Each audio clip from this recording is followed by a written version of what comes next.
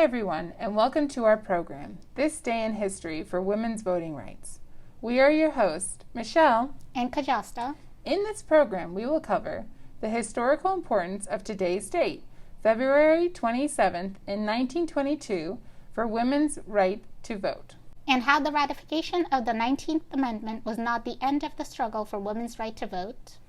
We will then talk about suffragists who are less talked about in women's voting rights history. And lastly, we will talk about activists who are still working on voting rights today, and then share a list of books you can read to learn more about this topic. Let's start with what took place on February 27 in the year 1922. In Maryland, two women, Cecilia Street Waters and Mary D. Randolph, both citizens of Maryland, applied on October 12, 1920 to register to vote. They wanted to exercise their right under the newly ratified 19th Amendment.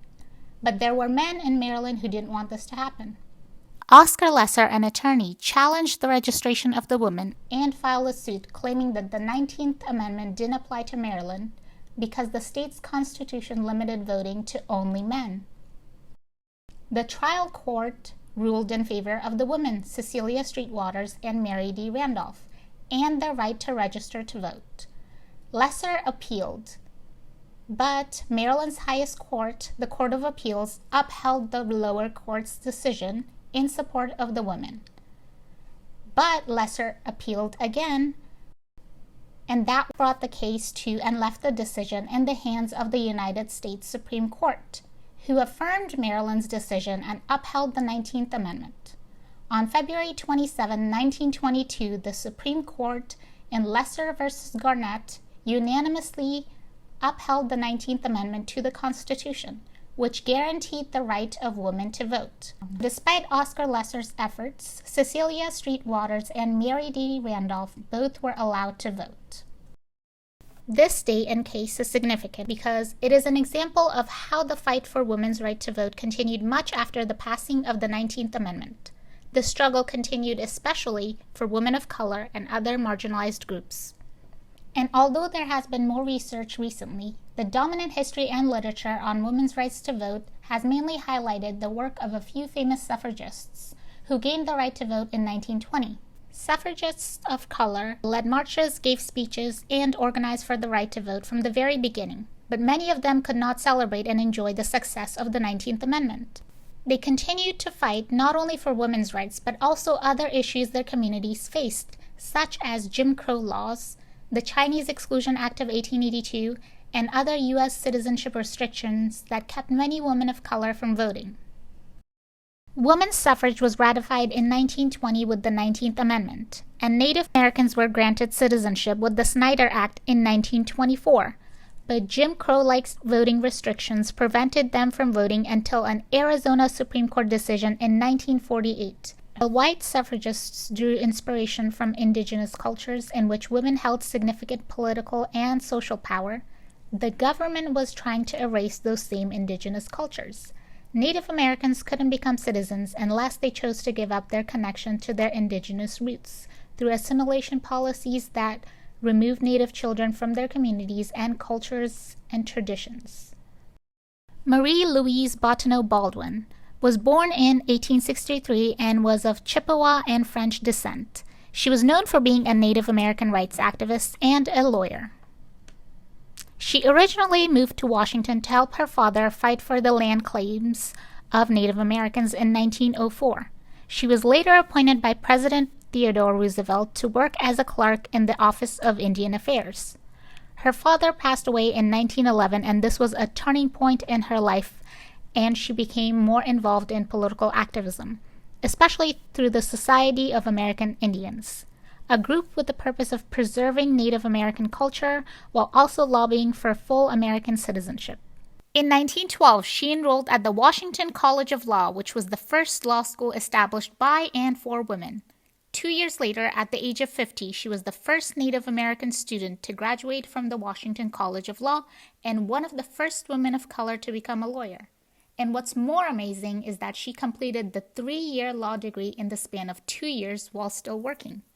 Upon her graduation from law school, in an interview, a reporter asked for the Washington Times if she was a suffragist. She responded, Did you ever know that the Indian women were among the first suffragists and that they exercised the right of recall? The trouble in this Indian question, which I meet again and again, is that it is not the Indian who needs to be educated so constantly up to the white man, but that the white man needs to be educated to the Indian. Along with Native American rights, she also became active with the suffrage movement in Washington, D.C., and often educated people about the traditional and political roles of women in Native society. Through her photos, Bottineau Baldwin often played with the dualities and dichotomies of a modern versus traditional Native American woman. She wanted to emphasize that she was a modern Native American woman, but also that indigenous people and cultures belonged in the modern world. At the 1913 Suffrage Parade organized by Alice Paul, the organizers wanted her to create a float to represent Native American women as they were in the past. Marie-Louise Bottineau Baldwin, however, decided that instead of organizing that float, she would march with a group of other female lawyers from the Washington College of Law in her school uniform. Conversely, she chose to dress in traditional Native American clothes for the photo of her personal file records for the U.S. Civil Service Commission, asserting her indigenous identity on the record. It was mentioned earlier that Bottineau Baldwin worked at the Society of American Indians organization in Washington, D.C. While there, she was colleagues with Zitkala Shaw, another Native American activist. Zitkala Shaw, meaning red bird in the native language of the Dakota Sioux, or Gertrude Simmons Bonin, was born on the Yankton Indian Reservation in South Dakota on February 22, 1876. She was a writer, political activist, a musician, translator of Native American stories, and an educator. Her Lakota upbringing that welcomed women's engagement strengthened her desire for equality, and she wrote the speech Side by Side on the rights of women and on the rights of Native Americans, for which she won 2 prizes. She later began to write stories and essays using the pseudonym Zitkala Shaw. Her writings criticized the assimilation policies. In 1917, she became the secretary for the Society of American Indians, the same organization that Bottineau Baldwin was in. She moved to Washington, D.C. to lobby for the organization and edit their journal, the American Indian magazine. And she continued her Native American rights activism. She lectured across the country about the preservation of Native American cultural and tribal identities and advocated for Native American citizenship and voting rights. She knew that women and Native Americans had the same goal of ending discrimination, and so called to action enfranchised women to use their votes to improve the conditions of Native Americans and fight for their citizenship and voting rights. In her article titled America's Indian Problem, she writes, "Now the time is at hand when American Indian shall have his day in court through the help of the women of America." In 1924, Congress passed the Indian Citizenship Act, or the Snyder Act, which provided citizenship to Native Americans in the U.S.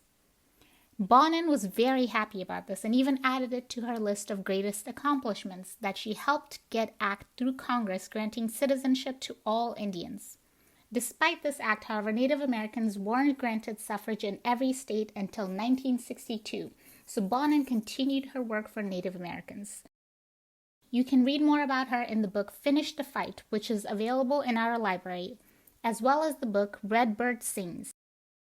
As some women celebrated casting their ballots in the presidential election of 1920 after the ratification of the 19th Amendment, there were many obstacles to suppress the votes for African American women, especially in the South, including the KKK and Jim Crow laws. African American women wanted suffrage for several reasons. They thought that if they had the right to vote, they could help pressure the federal government to help stop the violence in their communities. And this is why they insisted on being present at the 1913 Suffrage Parade in Washington, D.C. However, the parade planners had very restrictive ideas about who should be included in the parade. They feared that the presence of African American women would alienate Southern whites from their cause, so the leaders of the march insisted that they be in the back of the parade. But African American women didn't want to march in a segregated section. They wanted to be there as equals. You may have heard of the story of Ida Buells Barnett, who was told to march in the back, but she boldly refused. She pretended like she was walking away, only to return and take her place to march alongside white women with the Illinois delegation. And here is where it's important to bring up our next activist, Carrie Williams Clifford, who used her writing to record the participation of each and every African American woman at the 1913 Suffrage Parade. Carrie Williams Clifford was born in Ohio in 1862. She was an African American author, poet, and equal rights advocate. Clifford is known for having founded the Ohio State Federation of Colored Women's Clubs in 1901, an organization created to assist African American women in gaining equal rights and opportunities. She also helped start the Washington branch of the NAACP and worked with the Niagara Movement to secure equality for African Americans. Clifford wrote an article for The Crisis, which was the main journal of the NAACP, titled Suffrage Paraders, praising, acknowledging, and recording the presence of all African American women in the historic movement of the 1913 parade. In the article, Clifford named each black woman and described where in the parade they marched. This is extremely important because it was hard to find coverage of African American women in mainstream press, and thus Clifford, through her writing, contributed to making and remembrance of black women's history.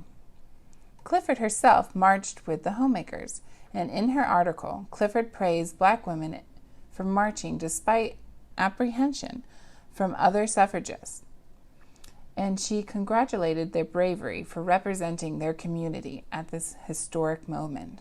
She made sure to remind America of African Americans' contributions for the progress of this country. In her poetry and writing, she celebrated the lives of black men and women in the early 20th century. Although Asian Americans technically did not exist at the time due to the laws against Asian immigrant citizenship, Asian women suffragists still existed. First-generation Asian immigrants couldn't vote due to the Exclusion Act until 1952. The Page Act of 1875 and later Chinese Exclusion Act in 1882 banned Chinese immigration to the United States, which also barred Chinese immigrants from American citizenship, and thus suffrage rights, until the repeal of the Chinese Exclusion Act in 1943. Mabel Pinghua Lee, a Chinese immigrant, was a prominent figure in the New York women's suffrage movement by the age of 16, even though she wouldn't personally benefit from the passage of the 19th Amendment. White suffragettes were inspired by the women's rights movement and the role of women in the Chinese Revolution of 1911, and they invited Mabel Pinghua Lee, who was 16 at the time, to lead the 1912 Suffrage Parade in New York. She had the largest women's parade in America, with more than 10,000 people following her, all calling for women's suffrage in America. After the parade, Mabel went to Barnard College in 1913. While there, Mabel joined the Chinese Students Association and wrote feminist essays for the Chinese Students Monthly. In 1914, she was on the cover of the Chinese Student Monthly, the national magazine of the Alliance, and it featured her first article, The Meaning of Woman Suffrage, in which she reiterated a lot of her speeches. She argued that suffrage for women was necessary to a successful democracy, and she defined feminism as equality of opportunities to women. Mabel often gave speeches about the support of women's rights in China, but also the difficulties and exclusion of Chinese immigrants in the United States. After graduating from Barnard College, Lee went to Columbia University. In 1921, she became the first Chinese woman to receive a PhD from Columbia. It is unknown if Lee ever got her United States citizenship and exercised her right to vote, but her activism ensured many other women had the ability to do so. You can read about her in the book Finish the Fight, available in our library. Adelina Luna Otero Warren, or Nina for short, was a woman suffragist, educator, and politician. She was of Hispanic heritage and born into an elite and respected family in New Mexico. In 1917, she was elected as the superintendent of public schools in Santa Fe, and she argued that both Spanish and English be allowed in schools, despite the federal mandate of English only. Women in New Mexico were not active in the national suffrage movement, but they were active locally. New Mexico became a state in 1912, but its constitution denied women the vote, and so Nina took up suffrage rights. She became the point person for Alice Paul's National Women's Party in New Mexico. She was bilingual herself, and she insisted that suffrage literature be published in both English and Spanish in order to reach the widest audience, and rallied support from both the Spanish and English-speaking communities.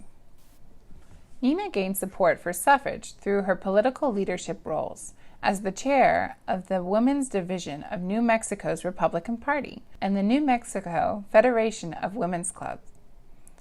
Nina lobbied New Mexico congressmen to vote in favor of the 19th Amendment, and with help from Nina, her support, leadership, and political activism, New Mexico became the 32nd state to ratify women's suffrage.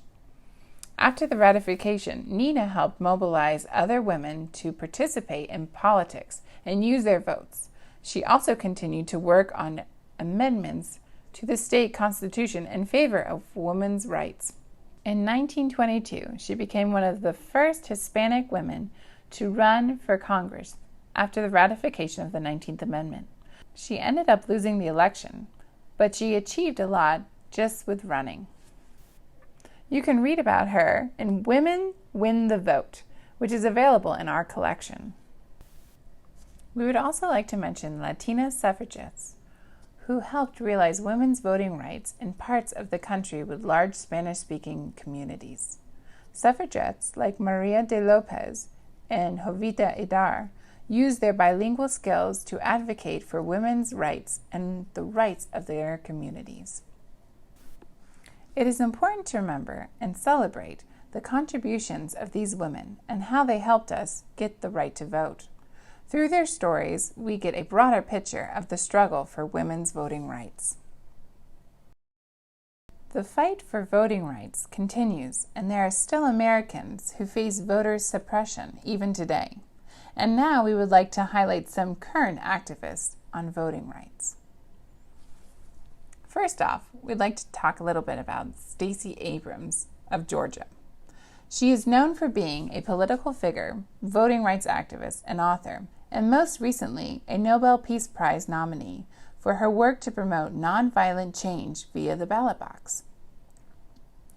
For years, she has been working to increase turnout among Georgia's Black, Latino, and Asian voters, personally helping them register to vote.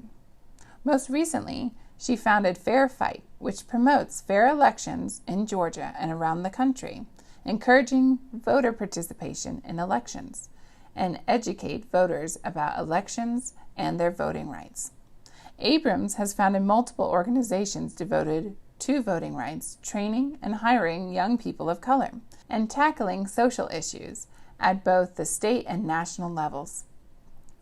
Abrams received degrees from Spelman College, the LBJ School of Public Affairs at the University of Texas, and Yale Law School.